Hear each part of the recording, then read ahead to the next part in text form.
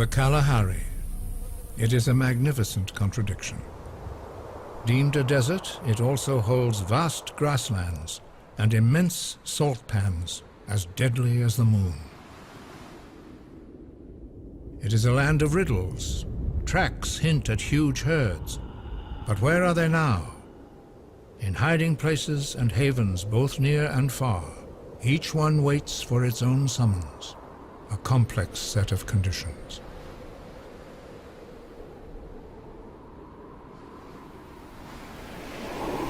And in years when all the right elements come together, they produce an explosion of life.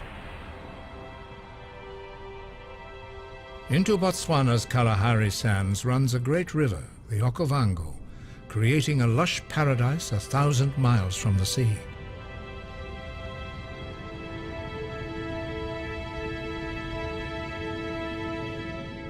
Beyond it lies the bed of an ancient lake, once the largest in Africa.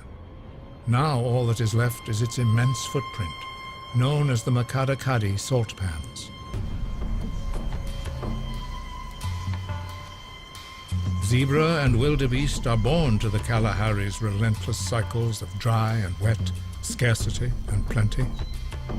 Yet their limit has been reached.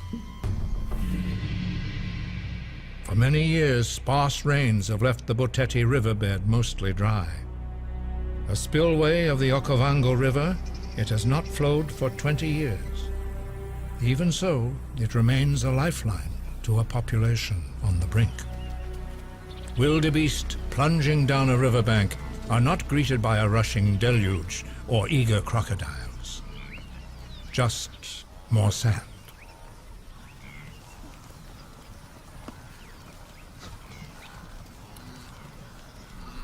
Nevertheless, thousands of animals that depend on surface water for survival must trek to the Boteti during the dry season to drink from its dwindling seepage pools.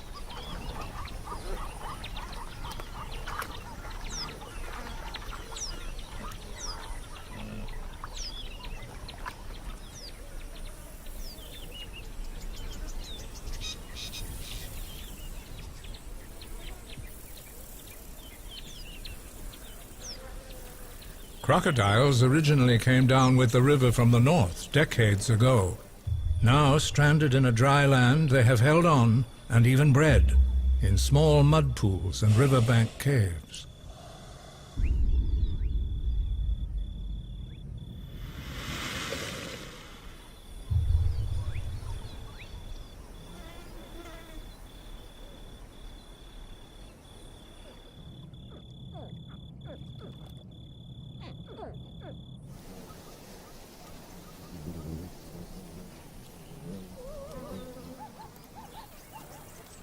Months after the last rains fell, some animals devise ingenious strategies to find clean water in the dry riverbed.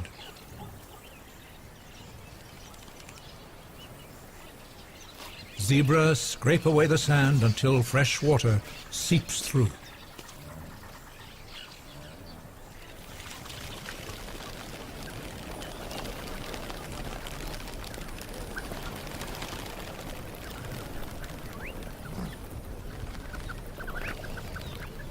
Hundreds of sand grouse take advantage of the clean pools made by the zebra and wildebeest herds.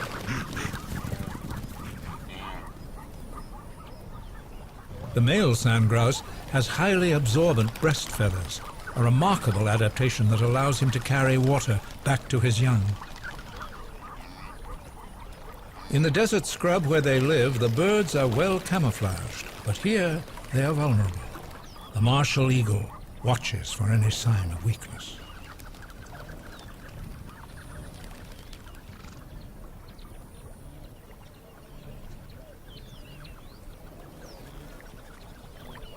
Sand grouse only spend seconds drinking and dunking their feathers before flying back to their nests, which can be up to 50 miles away.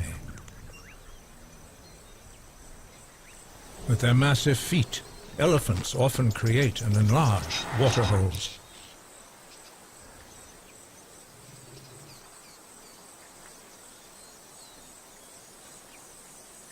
They can also bore holes with their trunks as deep as 6 feet into the sand to reach clean water.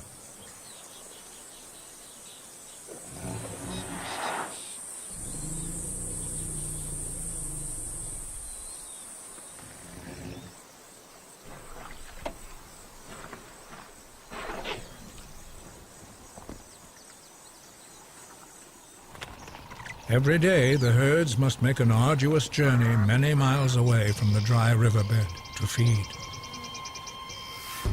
Having exhausted the grass near the Boteti, the zebra's trek to grazing grows ever longer.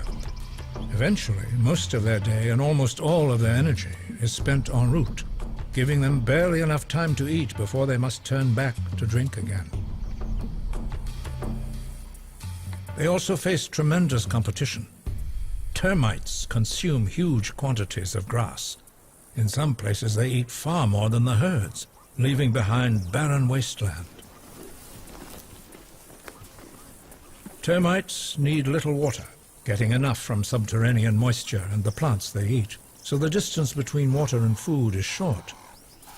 There are no shortcuts for the zebra in the dry season, just endless journeys in the heat and dust.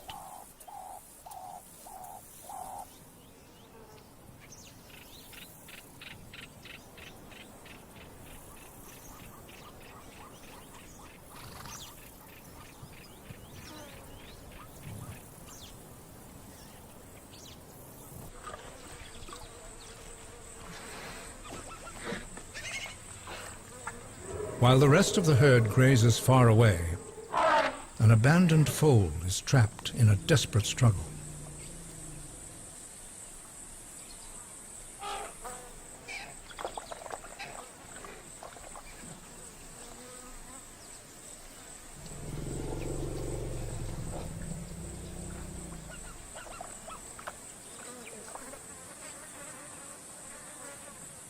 Lost and confused, the foal is attracted to the only other creature it sees. It follows the elephant as if it were its mother.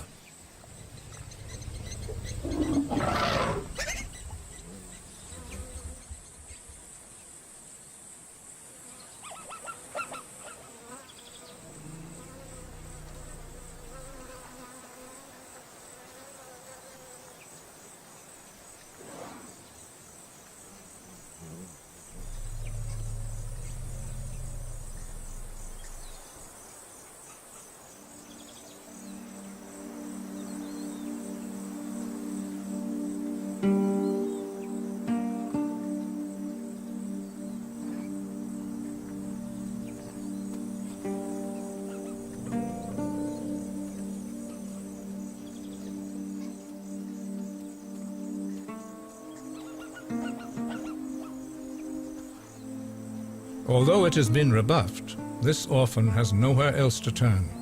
It stubbornly clings to the elephant, though it has no hope of winning him over.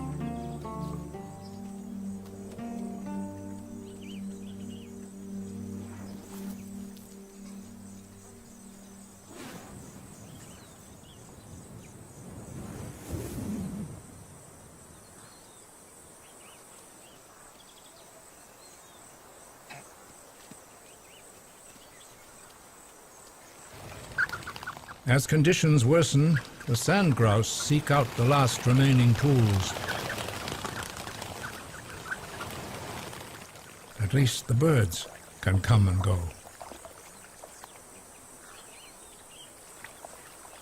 It's the end of the line for the catfish. Their flailing whiskers seem to telegraph a message of doom to the lonely foal.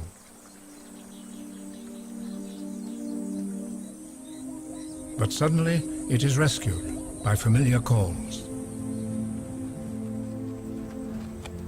The herds have returned from their trek to the grasslands.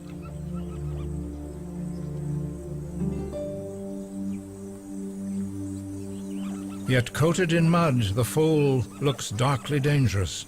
It has become an unwelcome stranger among its own kind.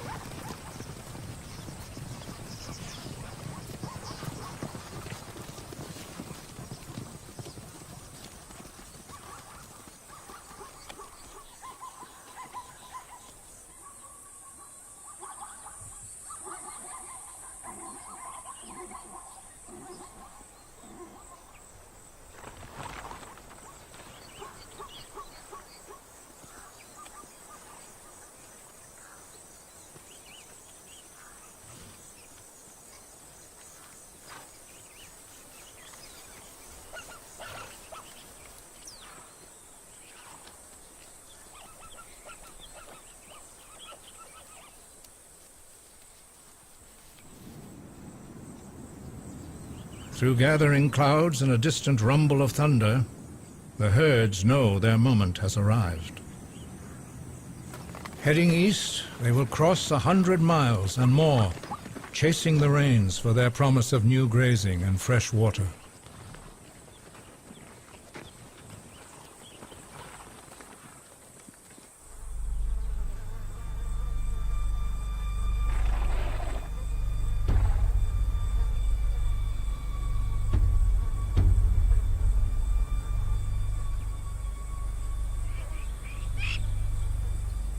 But for some, it is too late. She can smell the rain on the wind, but starving and weary, her strength fails just as the hour is at hand.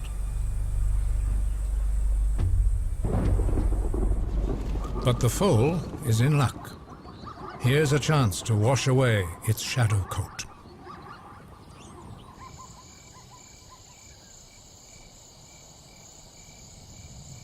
The change in weather stirs the termites deep in their castles.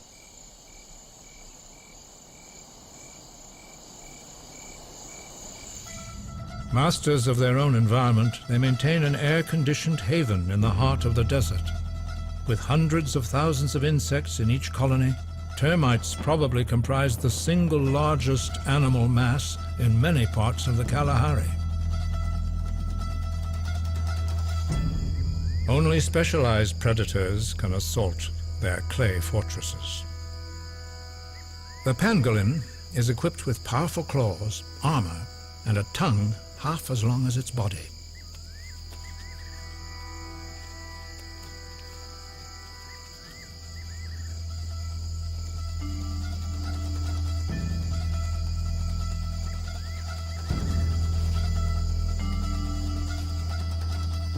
In a chamber deep inside the mound dwells the mother of millions, a giant egg-laying machine. The queen is so big she can hardly move under her own power.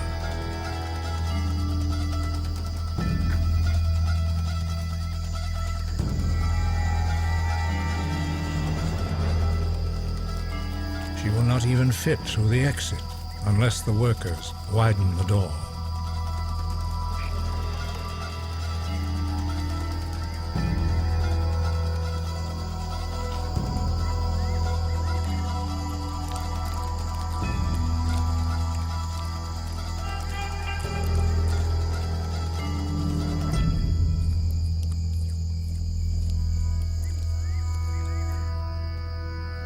The pangolin has damaged the colony, but the queen is unharmed. The termite numbers will quickly recover once the structure is repaired. Dawn finds the last of the zebras leaving the Boteti.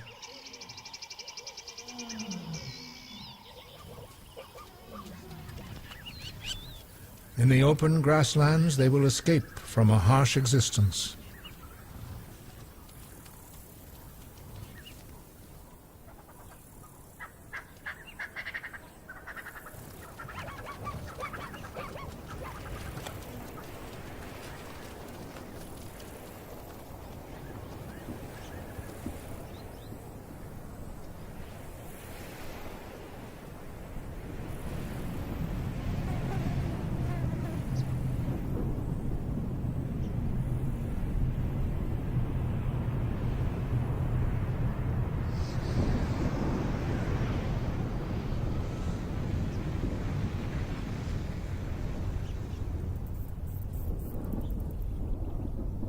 On the wings of the storm comes an astonishing spectacle.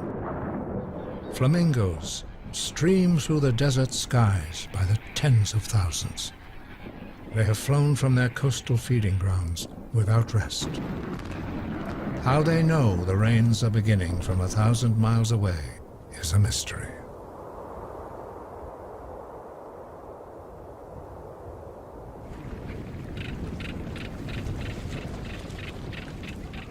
With the grassland waterholes restored by the rains, the zebras at last have water and grazing in the same place.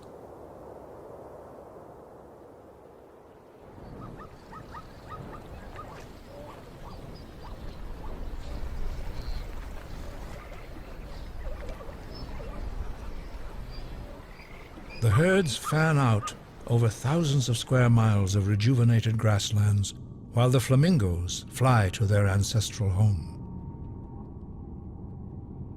In primordial times, when this was a wet region, most of southern Africa's flamingos may have lived permanently around the ancient lake called Makadakadi.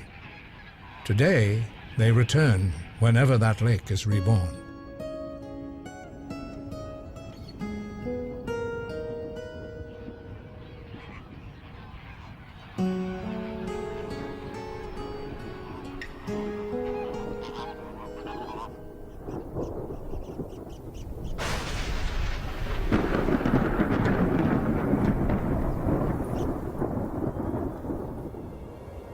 The shallow lake is rising, ephemeral but potent.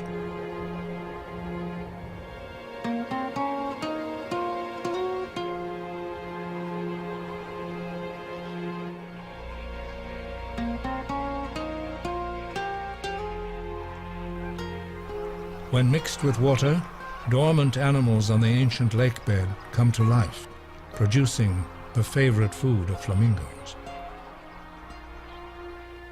Beneath the insects, blue-green algae emerges from microscopic spores.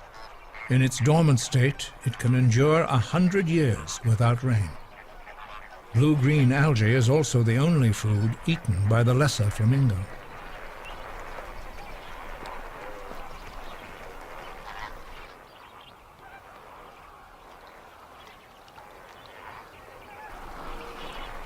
The paler and much larger greater flamingos whisk up brine shrimp from the muddy bottom, as well as other invertebrates. If the heavy rains continue, the flamingos will breed at the nesting sites they have used for thousands of years.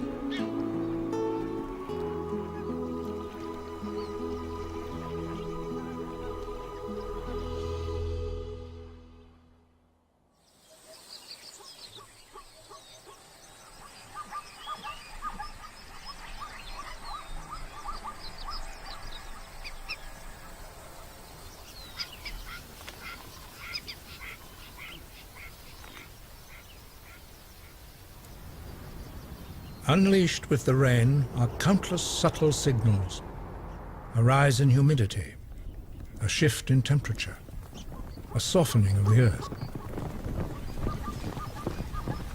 Complex messages for spore and seed to shake off their long slumber.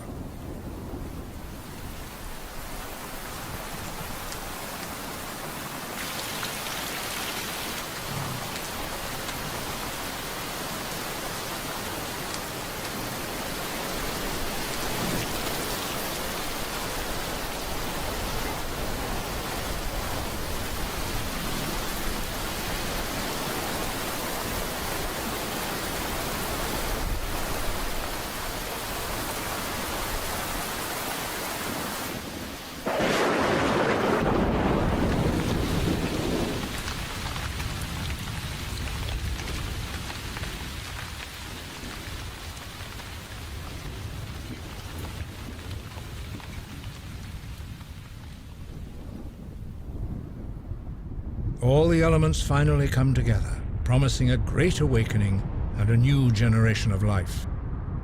Torrential rain will unlock the self-made tomb of one of the Kalahari's most surprising residents.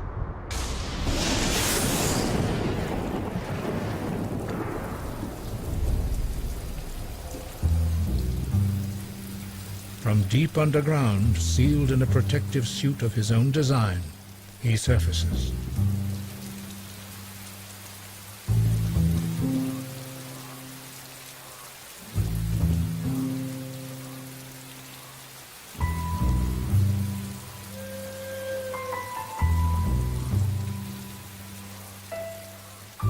The African bullfrog, as big as a dinner plate, appears to have two large ambitions: to feed and to breed.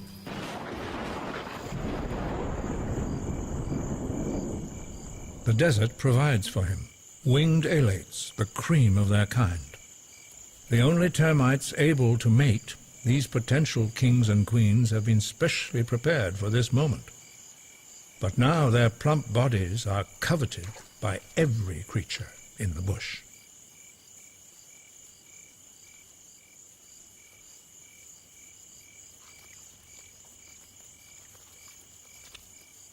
Slow and awkward, the alates have no defenses outside the mound. Out of the millions of alates, just a few may live to mate. A female shrugs off her wings and sends out her signal, an alluring scent. She and her mate burrow into the rain-softened soil and, with a lot of luck, could start a new colony. From rain-filled pools comes the booming call of bullfrogs. This big frog's song should deter other males, but it hasn't stopped a smaller frog from winning a mate.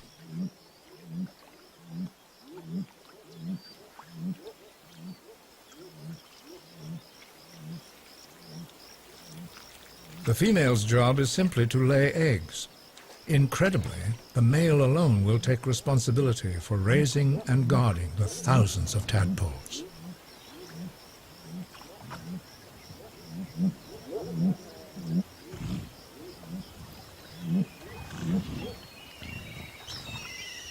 Kites, eagles, buzzards, and falcons all time their migrations from distant lands to cross the Kalahari just as the termite alates emerge.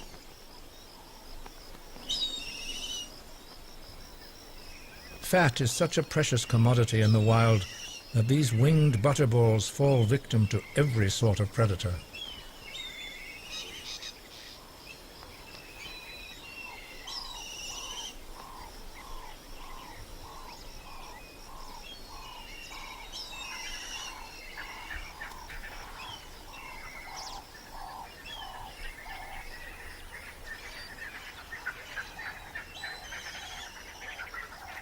The sand lizard must catch them before they take to the sky.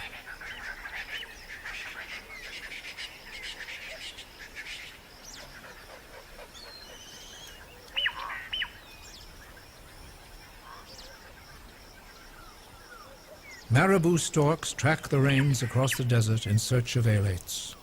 Standing more than 4 feet tall, the enormous storks fill up on tiny morsels.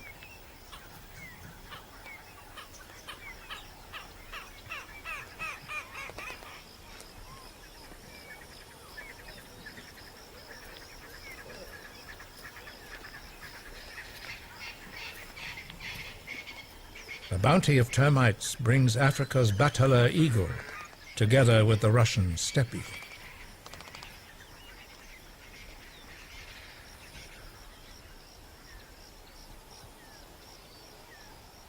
Discarded wings litter the ground.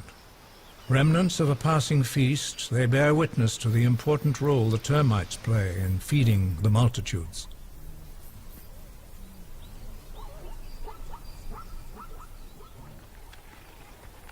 In the rain's wake, the desert blooms, and a profusion of life, from the magnificent to the minuscule, bursts forth across the Kalahari.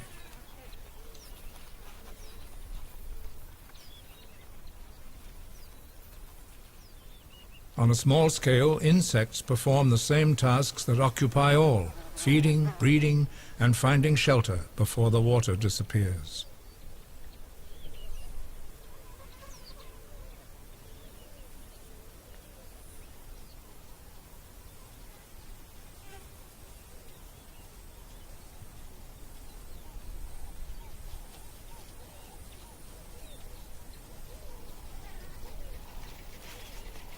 Some animals only take a few days to complete the cycle.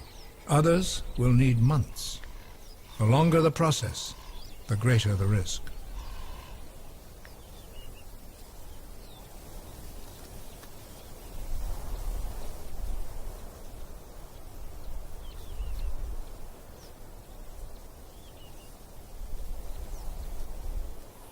But all the Kalahari's creatures are pitted in a race against time.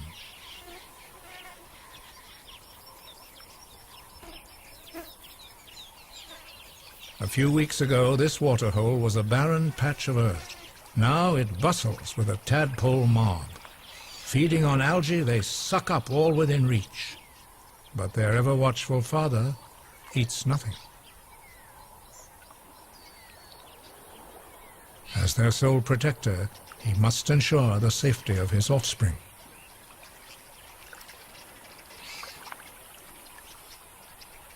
He attacks any predator that dares come close, even animals much larger than himself.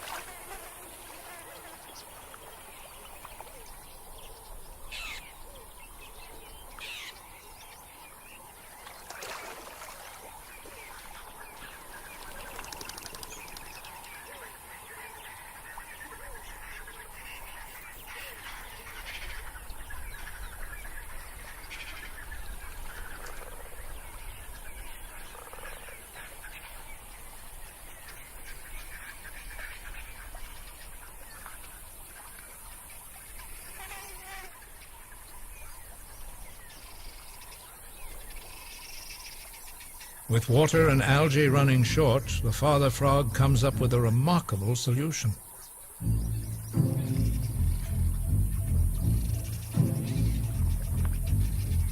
He digs a channel to the next pool.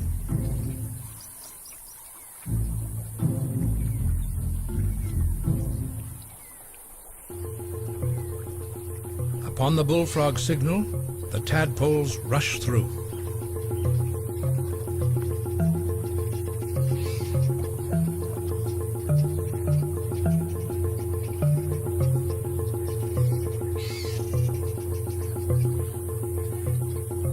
Immediately, they attack this new source of food.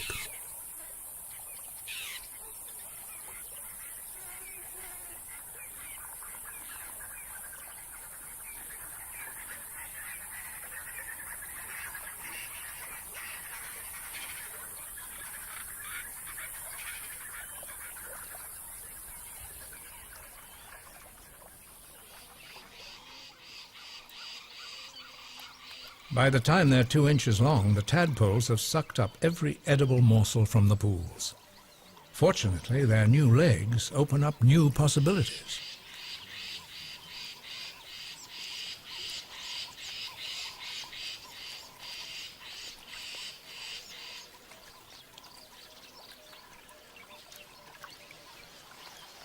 Plentiful water and a superabundance of insects draw hundreds of thousands of quelea finches to the Kalahari. In some breeding colonies, staggering numbers of tiny woven nests weigh down acres of acacia trees, promising a future population explosion.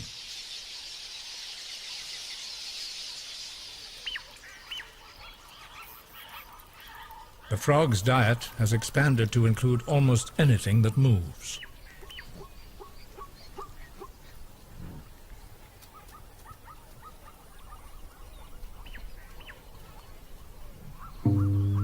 For 3 weeks, the male frog has fasted, while his tadpoles have fed ceaselessly. Now, he snaps up whatever comes his way: snakes, rats, other frogs, and yes, sometimes even his own young.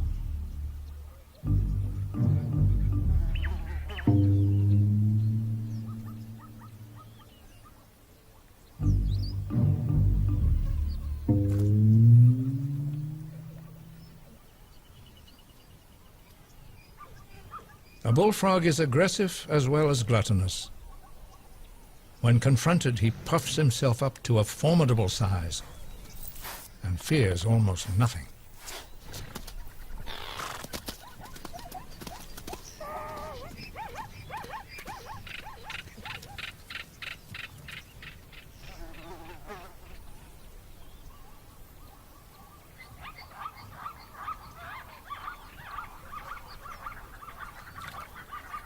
Master of the pool, he will remain vigilant. Compared to life at the Botetti pools, this must be a paradise for zebras. Free from the exhaustion of just staying alive, here for a time they play, fight, and mate.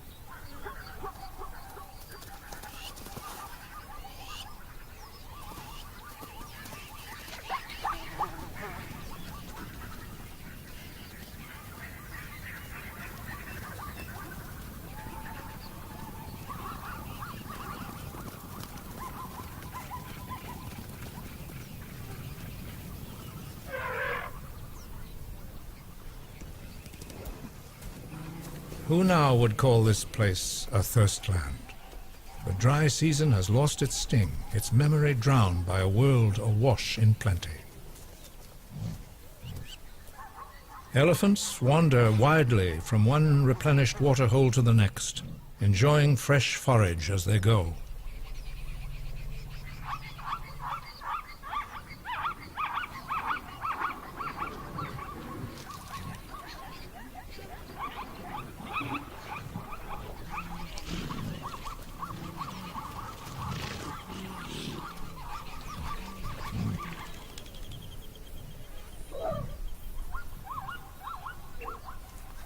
The zebras must make the most of the abundant water and grass, for these days are fleeting.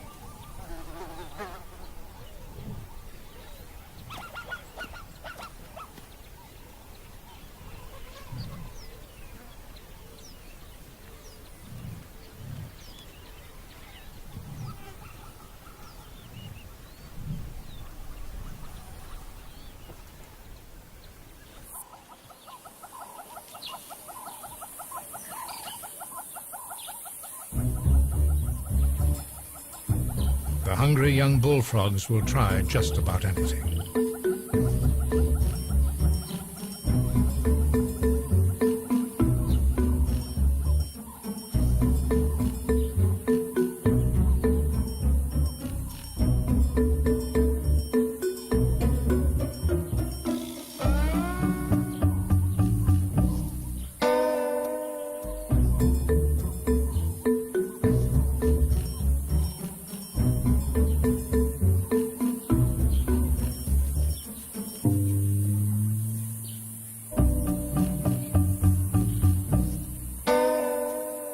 The rove beetle is protected by its repulsive taste.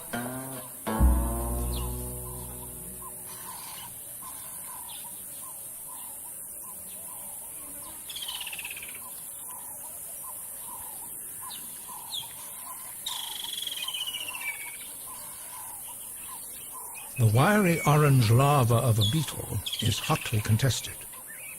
Though toothless and legless, it defends itself admirably.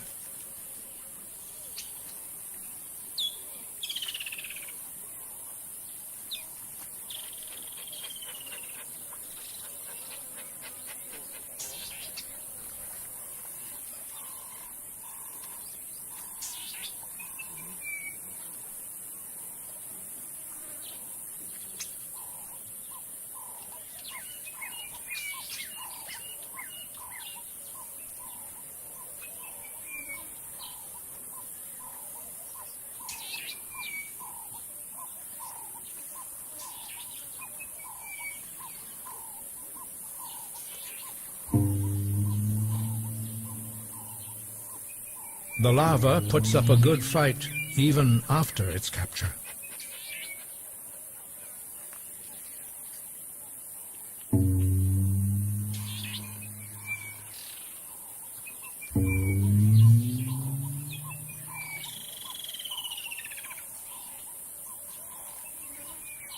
Most of the little hunters will eventually become the hunted.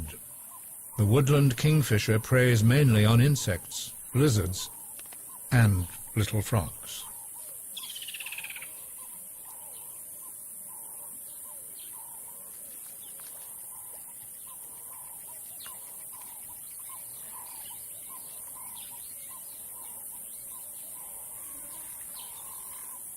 Only a few fat frogs will be left in the end.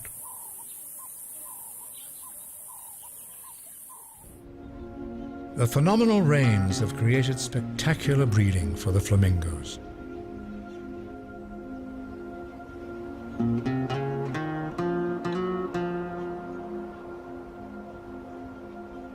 Nearly 50,000 chicks gather in living islands.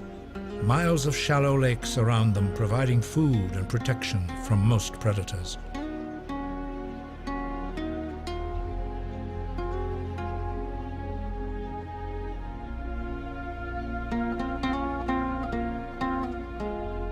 Three separate waves of breeding have produced chicks in various stages of development.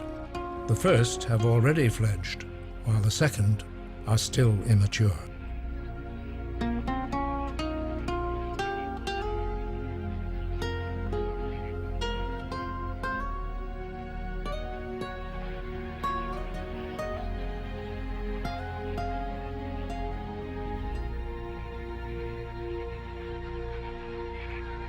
The third wave has yet to hatch. Thousands of eggs are being brooded in the flamingo's distinctive nests. A potential catastrophe. For all around are signs that time is running out. The water is receding rapidly.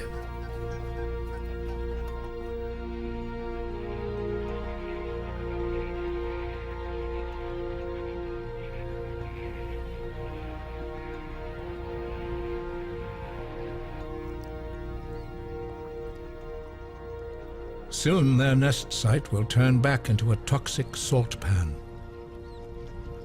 The grasslands, too, are quickly drying out, a signal that it is time to leave. The acacia trees writhe with quelea finches, which have multiplied in the billions. Before they go, a host of finches reap a bountiful harvest, an ocean of grass seed.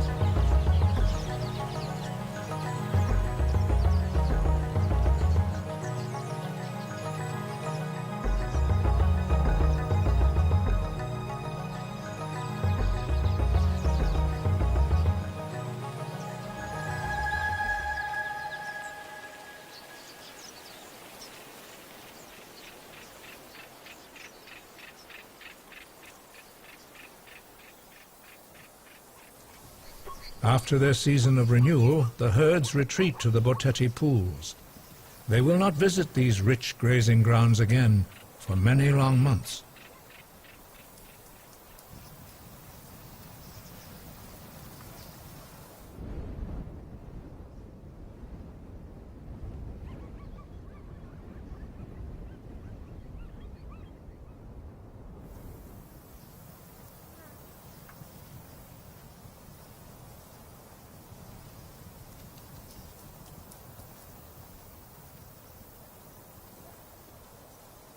With the departure of the herds, the grasslands seem deserted.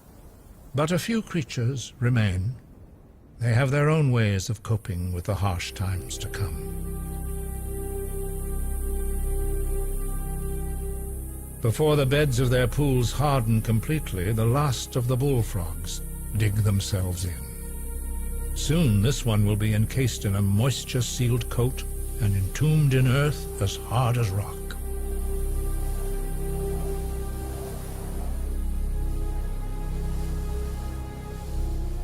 It may be many years before he reappears. The dry season lays claim to the Kalahari once again. On the salt pans, water and time are running out, marooning the chicks in a hostile landscape. The only water left is north of the nesting colony at the pan's edge. Most adults have flown to this last haven, but the unfledged chicks must make this journey on foot. They will walk more than 100 miles, and many will die.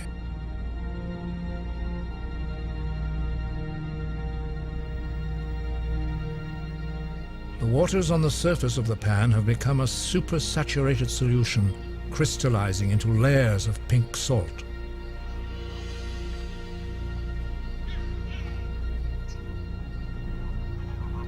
Forced to leave, all the flamingos gather at the pools on the pan's edge, far from their young.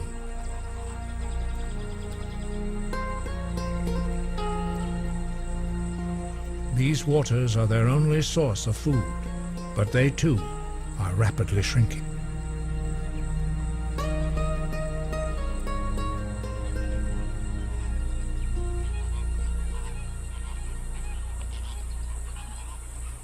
The water around the nesting sites has vanished altogether.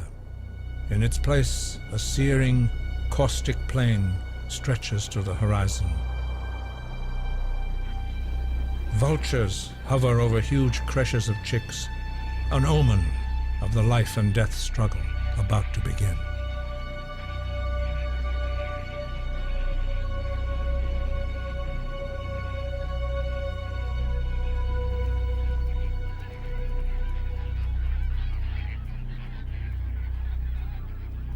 Spurred on by the adults, thousands of chicks now embark on a forced march.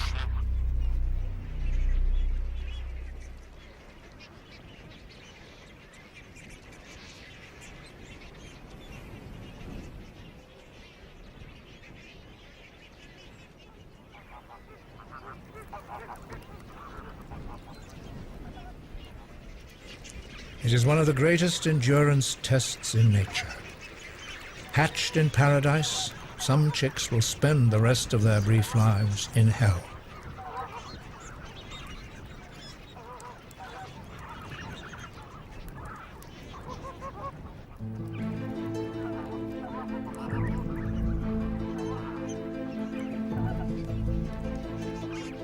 Hobbled by mud and tender age, their cause seems hopeless from the outset.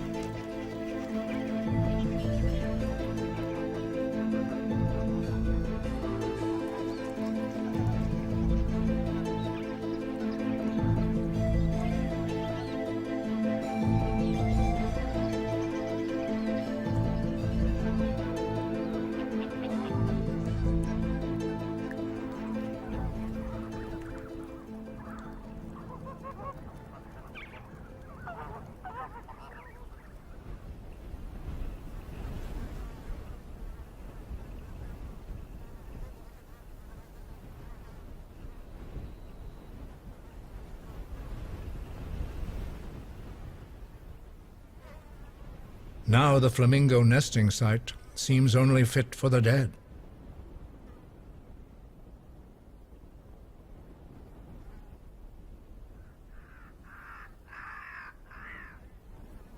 And those that prey on them.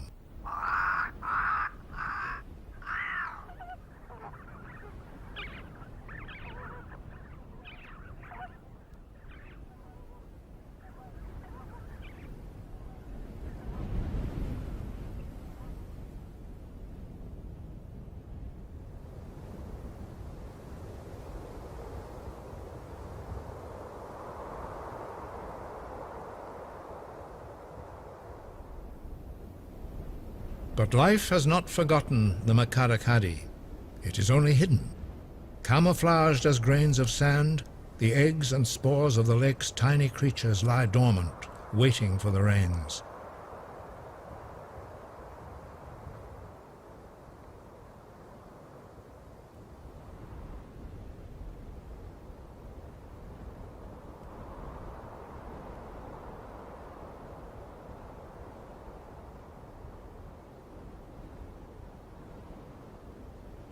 Even in this desolate land, the Kalahari safeguards its seeds for future regeneration.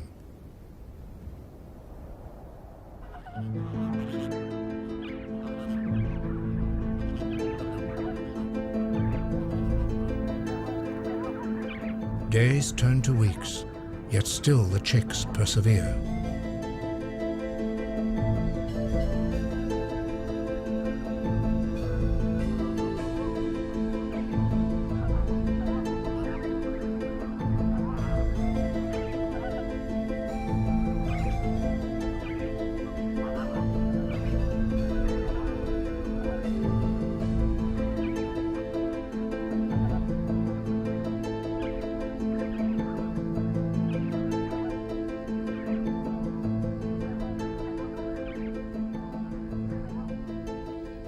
Every evening, the parents fly many miles seeking their chicks in a vast wilderness, bearing food to sustain them.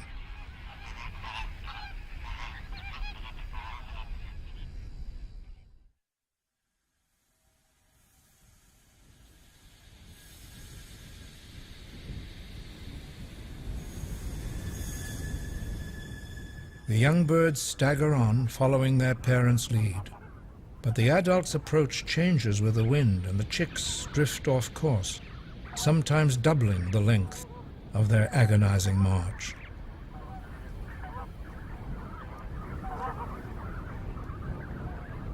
They trudge across the burning ground, sharp salt crystals slashing their feet.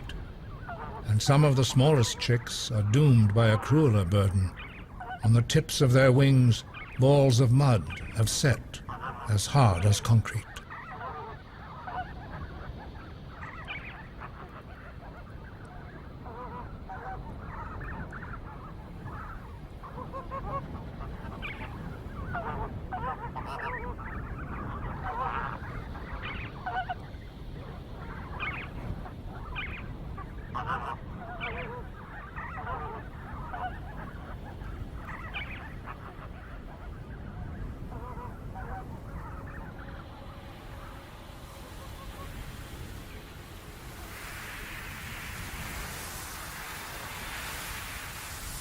In some years, 50,000 chicks set out, and not a single one succeeds.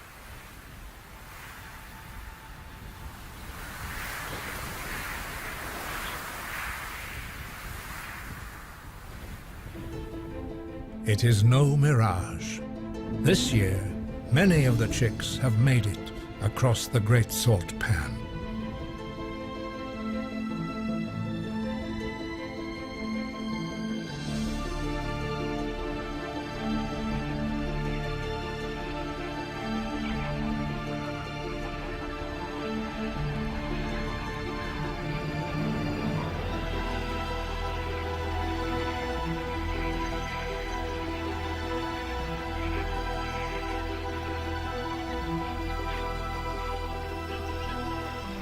They have survived the journey of their lives.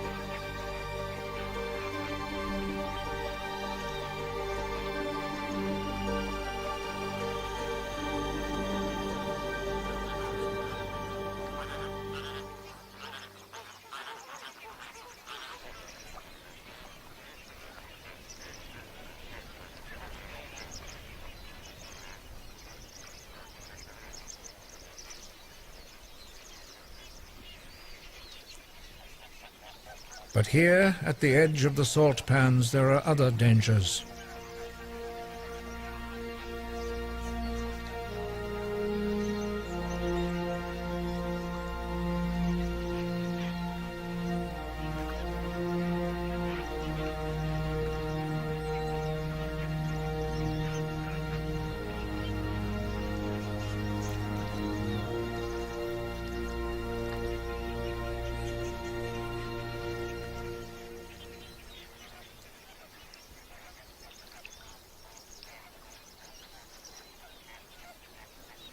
As soon as the youngest fledge, all must take flight for the coastal feeding grounds 1,000 miles away.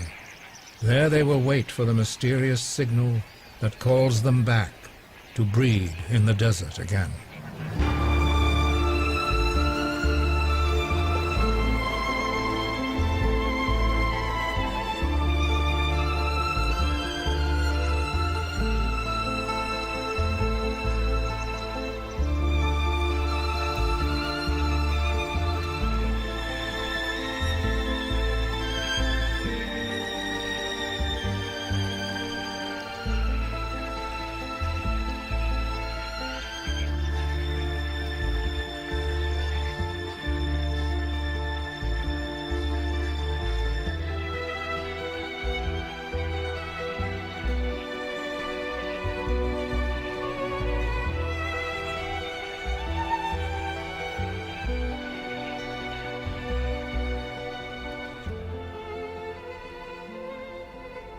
Even as dust devils dance, the promise of the Kalahari endures. For in time, the rains will quench the great thirst land and summon the multitudes once more.